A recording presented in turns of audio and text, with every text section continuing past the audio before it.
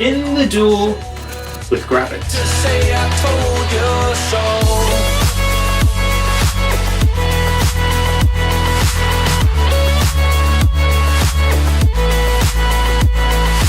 Unfortunately, I couldn't be here in person for this one, for lots of complicated reasons that I won't go into now, but it's okay because our intern, Maverick, helped out. And so, let's go in the DAW. All right, the first question comes from Nick Sherwink from Icon Collective. He wants to know, what kind of conditioner do you use, Nick? Well, you know, recently I've been using Pantene Pro V, the clear bottle. The shampoo is actually only clear. The conditioner's white. You know, I've been bouncing around between Paul Mitchell, Tresemme, even some Redken, the high quality stuff. That's if I'm having a good month, you know, treat myself to some Redken or some Paul Mitchell. This is fantastic. You guys are jerks. Pro V.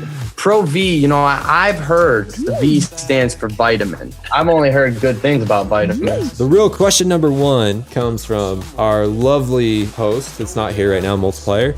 How did this monstercat release happen? You know, before we really get into the production stuff, you know, how did this come about? Well, I've known everyone over at monstercat for a long time. They signed my first real releases, especially in the dance world. They shouted out "Here With You Now." Here with you now.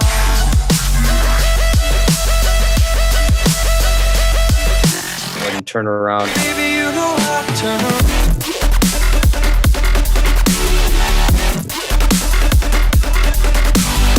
Songs like that got me a lot of views and stuff, thanks to them.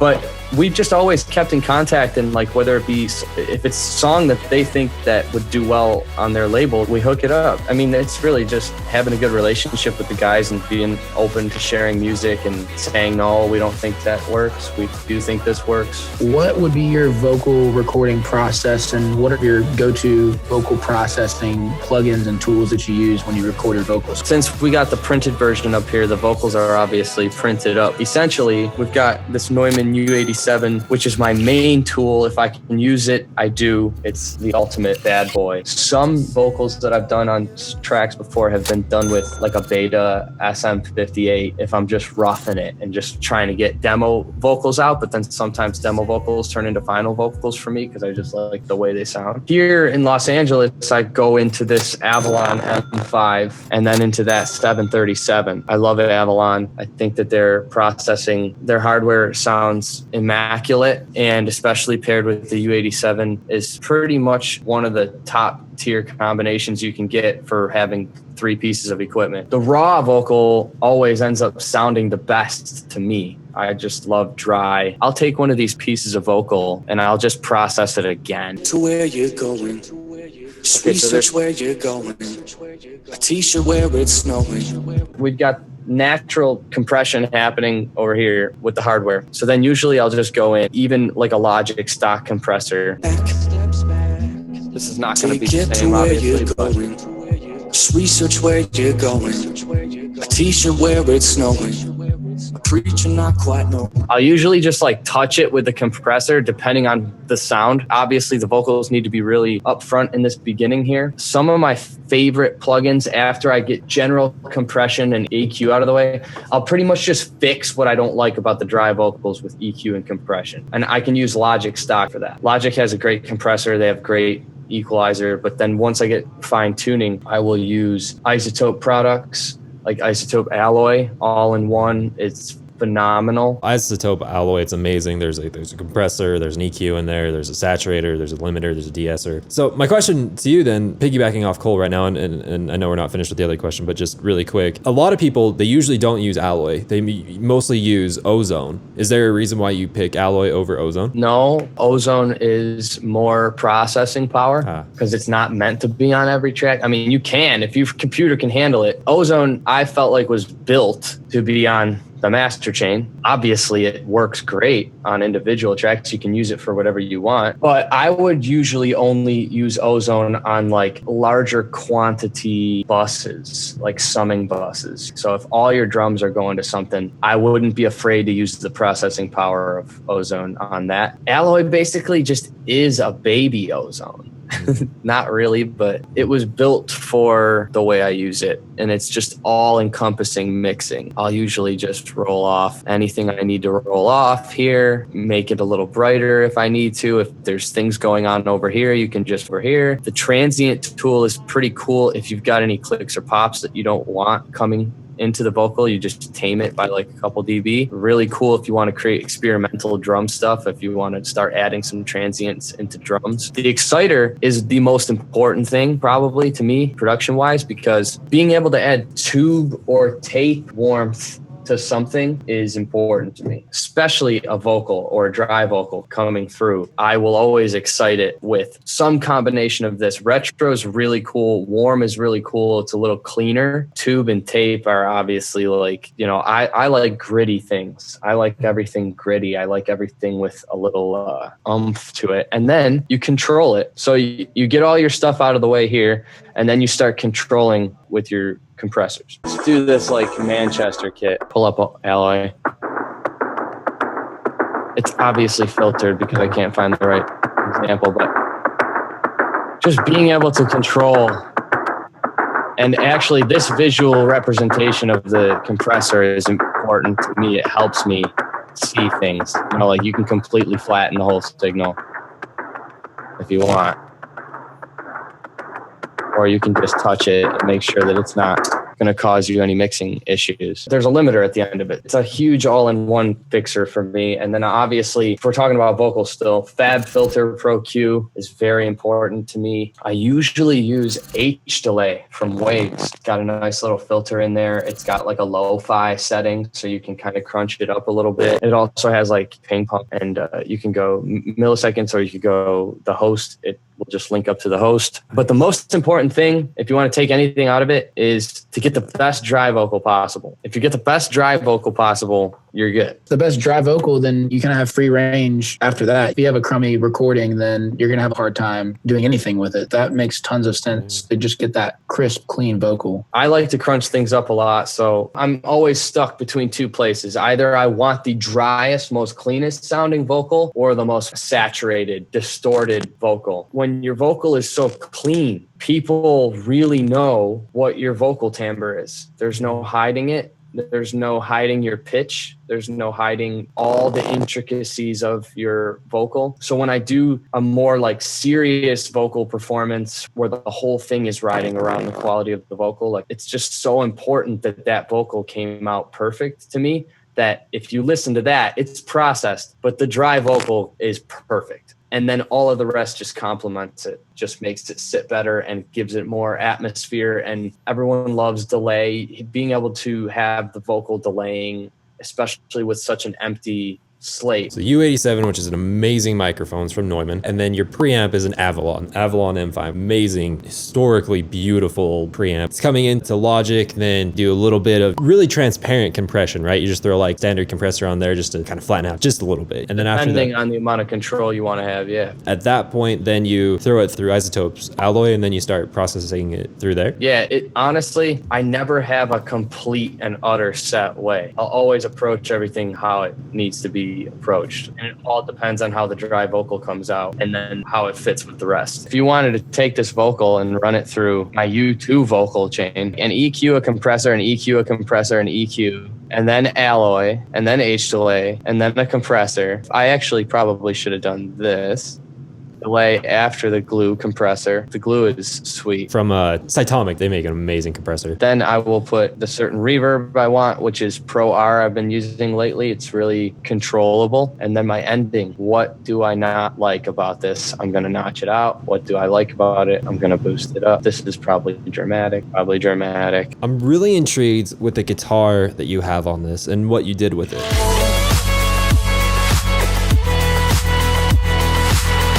Where did the guitar come from and how did you process it? Looks like I added a CLA vocal to this already. Oh, I did a lot of shit. CLA Vocals is one of my favorite plugins. Probably forgot to mention that vocally too. The way that these interact with each other, how Byte's like a little bit duller, I've noticed, but like a more distorted driven type of boost in the high end. And then like Roof is very much high-end based. You got to just play with it. But the way that this compressor the treble, and all of these interact is incredible to me. And then obviously there's like a little bit of a stereo spread option. And then this will kind of boost in the vocal where you need. But hey, it doesn't always have to be used on a vocal. It can be used on this guitar. The guitar was probably just record. Then I probably processed it in a way where it was more controlled. I would chop it up perfectly to get a more electronic sound out of it. Like obviously this could be played by me. There's ducking, you hear the ducking.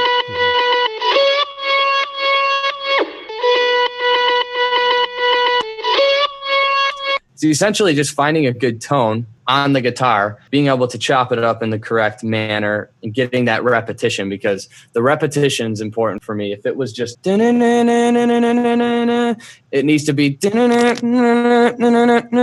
it needs to be all perfect to give it the electronic feel that I wanted. And so did you record that guitar or was it a sample? No, I recorded it. The entire beginning, the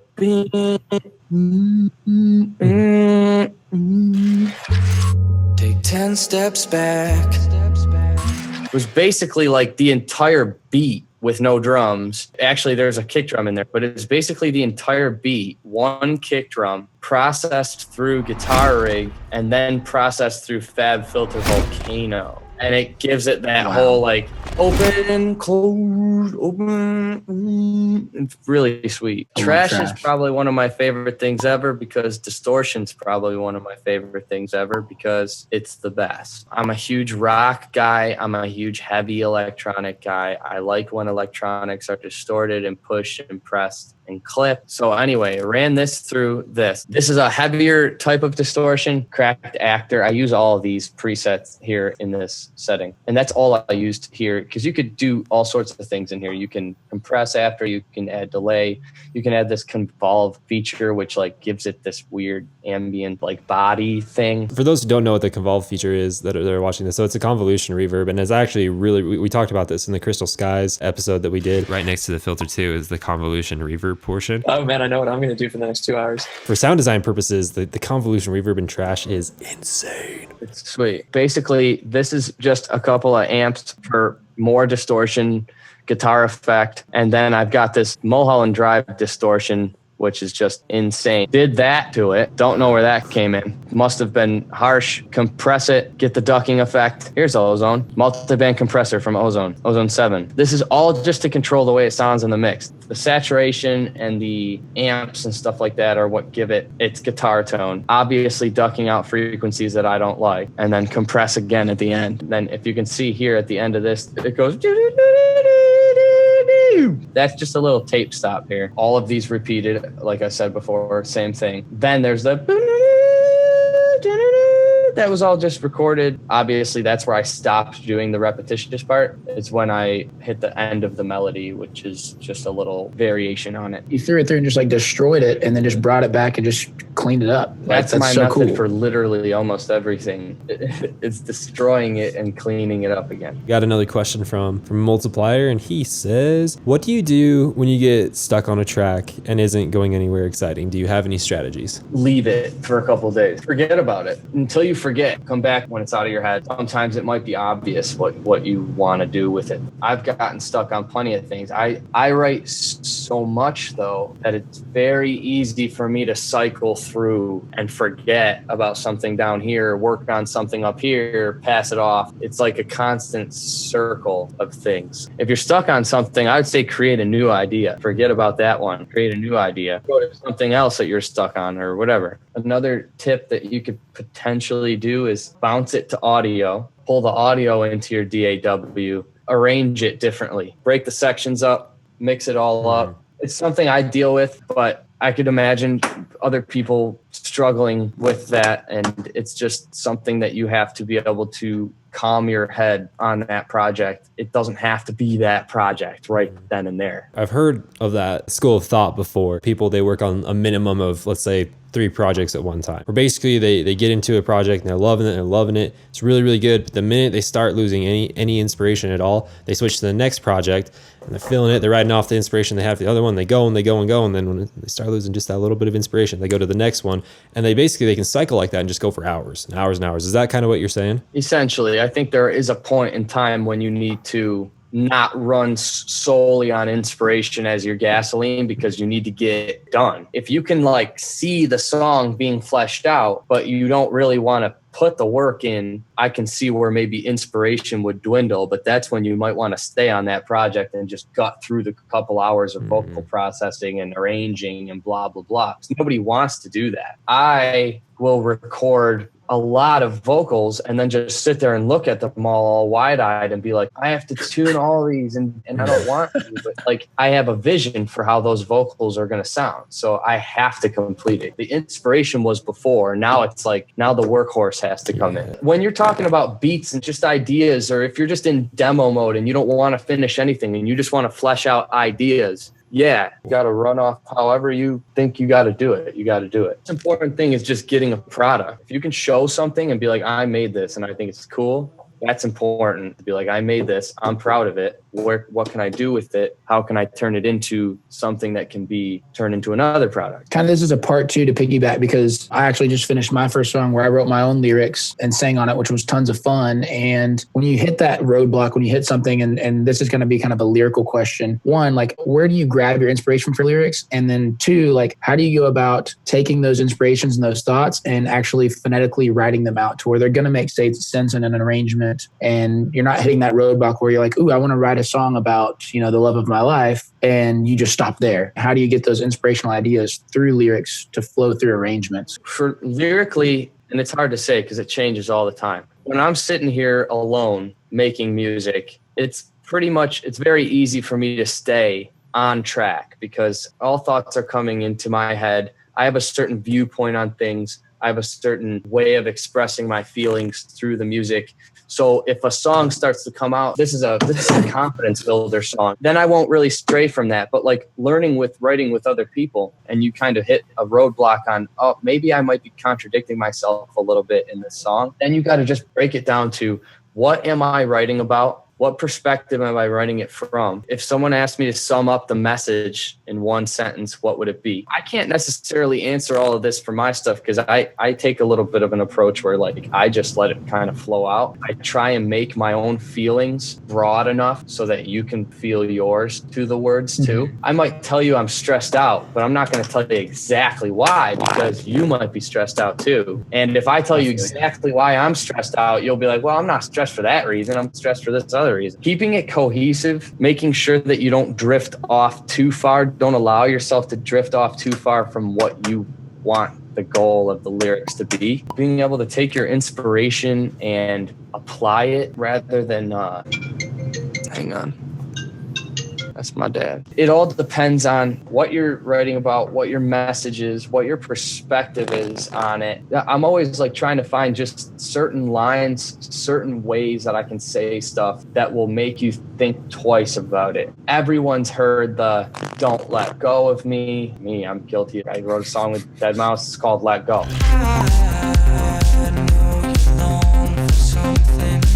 I have a song on my other album called "Don't Let Me Go."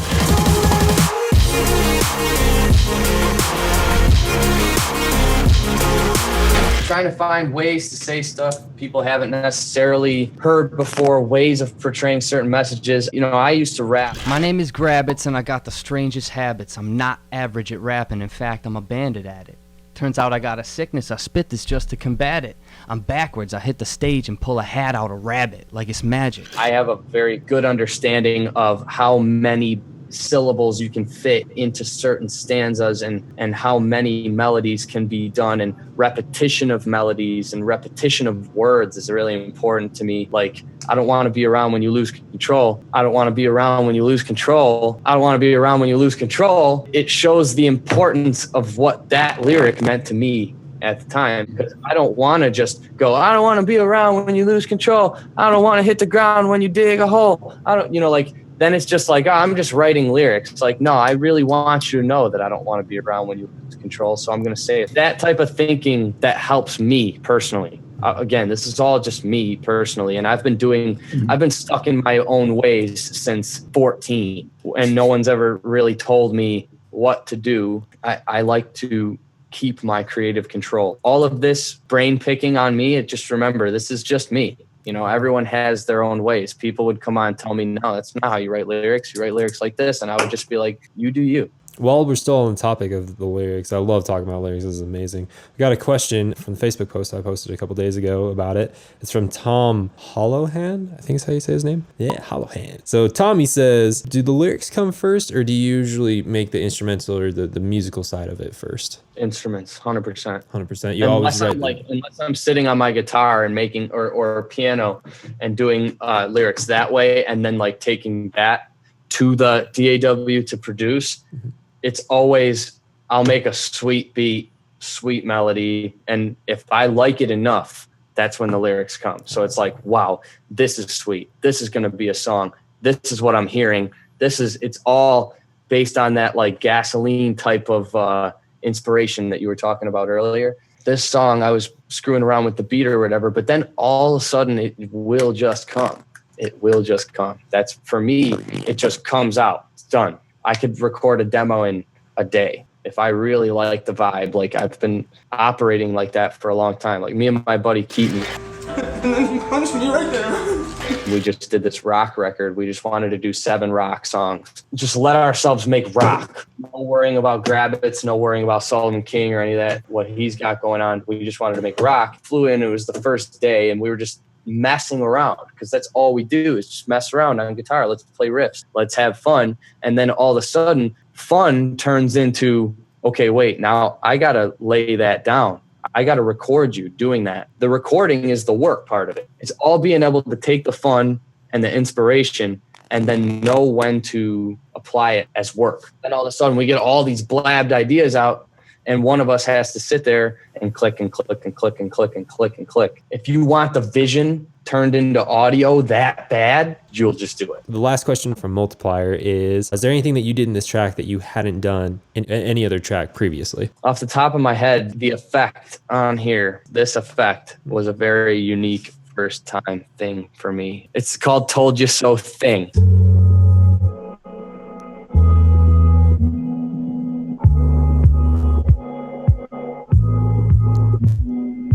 When I decided to make this a song and complete it was after hearing this. Take 10 steps. And just this push and pull. And then I said, what would happen if I processed this entire beat? Instead of like processing one part of it, I'm going to take the whole thing and I'm just going to literally mutilate it with modulation, LFOs, filters, presets, whatever I can try to do to it. And then that happened. All of a sudden, that's 10 steps back. Like, I don't even know. I couldn't even recall the exact point where that was written. As soon as the inspiration came, it was like, first verse, gotta happen right now. And I'm also in a good position where this song just starts from nothing and ramps up into a climax. To me, that's like easy pickings. That's like, oh, great, let's go. If you woke up tomorrow and literally everybody forgot that you released this song and you wanted to re-release this song, is there anything that you would want to change or do differently before releasing it again? No. These masters are going to exist for a long time, and I'm aware of that when they come out. When I put Told You So out, I know you said hypothetically, like if everyone forgot, but like when I put Told You So out, like it's out. It's done. That's the song. It could be reworked in a million different ways. I've got the project up right here. That piece of audio is a file that's just gonna exist until files don't exist anymore, and I wouldn't change anything. What's kind of your mastering process? You might use different things, but how do you kind of go about doing that, kind of touching up and polishing those final products? This master was finished by not me. Pretty sure Stonebank did the master to this one.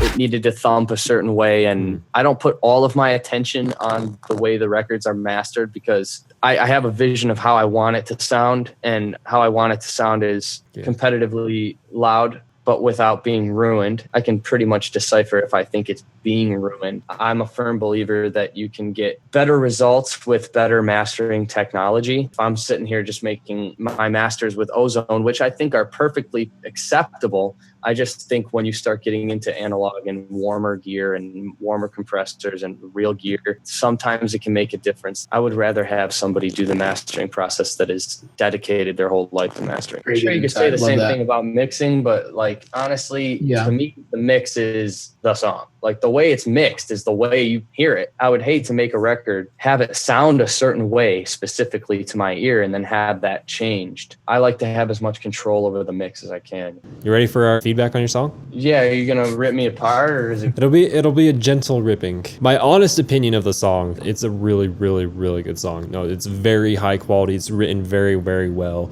The lyrics are beautiful. The production is amazing. So overall, like the song is absolutely incredible. The only thing that I have to say about it that I would have liked to see more, and this is completely biased and this is totally just to taste, is that I would have liked to see a little bit more sound designy things. You know, that's just the kind of person that I am. Designy as in like more complex variation and like just heavier in general. Like that's a really good question. I would say probably maybe just more complex sounds in that, you know, sounds that catch my ear, right? So because if we listen to this song, primarily it's once we started breaking down, I saw that you did have quite a bit of like instruments and layers in there, but I guess overall as you listen to it, it's a pretty chill song, right? Like I wouldn't come and listen to this song and be like, whoa, did you hear that sound? Like that was insane. You know, it's more so I come to hear this song, it's like, this is a really good song. Like, so it's more so just like little ear candy, because that's just the kind of guy that I am. Like, do you know like Vorso or Clockvice or any of those guys?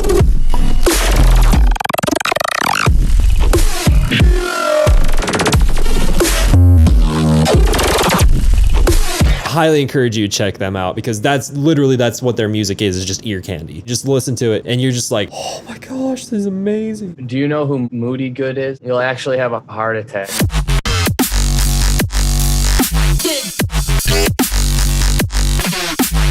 Ear candy to the max. This is good to know. That man, I can't even, dude, go listen to him. If you could ever get him on this show, you'd probably actually die on air. And people would be like, dude, rest in peace. He shouldn't have had Moody Good on the show. It's funny that you bring that up, because it's like, as my music has evolved, like when I was doing stuff like Here With You Now and Turn Around and more what I think is EDM stuff, or what falls into the category of what I know is as EDM and how it all started and how it influenced me. I was almost making the songs to show that I could make that. I heard Skrillex. I was massively inspired. I wanted to drop everything I was doing and try that. I got to a point where, like, you know, in Turn Around and some of my good dubstep tunes and like drum step or whatever it is, I'm like, okay, I accomplished this sound, but now who am I? Now what am I proving? Where am I going? What makes me different than Skrillex? What makes me different than this guy? What makes me different than that guy? The only thing I could find was, well, A, obviously my choice of stuff, you know, what does the song sound like? And then B, my voice, which then made me transition more into this kind of songwriting style that I can perform, because it doesn't make any sense for me to be behind decks. I've always sang my whole life. Like, it's hard for people to understand, but like when I was 7 years old, I was playing at my school, and 10 years old playing at my school at the classrooms, and then like played the auditorium and all this stuff. I was just always playing, singing, performing, jumping around. And then it became a little restricted. I felt I was pigeonholing myself a little bit. I can only do this kind of music because it's the only thing that gets reaction. Whatever, you know, keep going with the told you so. I want to hear the rest. I'm starting to understand why you made the decisions, why you did. Really, the only other thing that I would like to see, and you still have the opportunity to do this, is the person that brought this idea on was Crywolf, was Justin Phillips. So it was an electronic album. It was Crywolfy. It was great. It was awesome.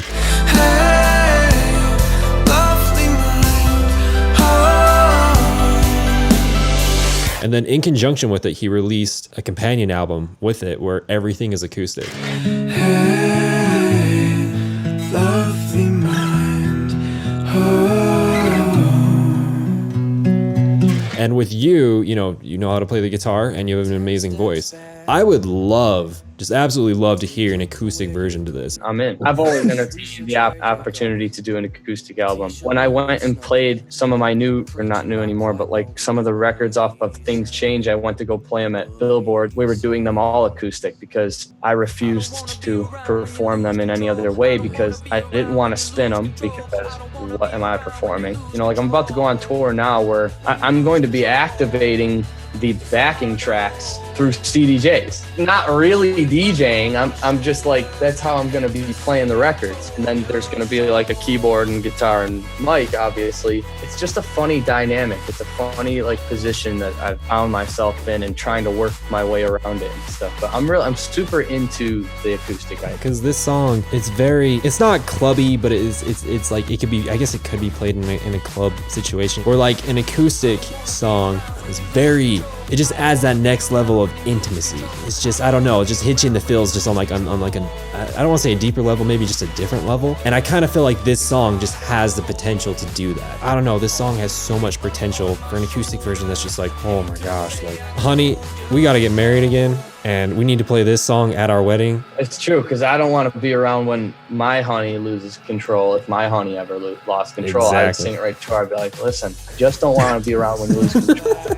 And I also don't want to have to say I told you. I don't want to be putting that. It was beautiful, Nick. Other than that, dude, it was a really, really, really good song. I'm not going to take my hat off, but my hat is off to you. Oh, thank you, man. Hey, I'm excited for you guys to hear My Cloud.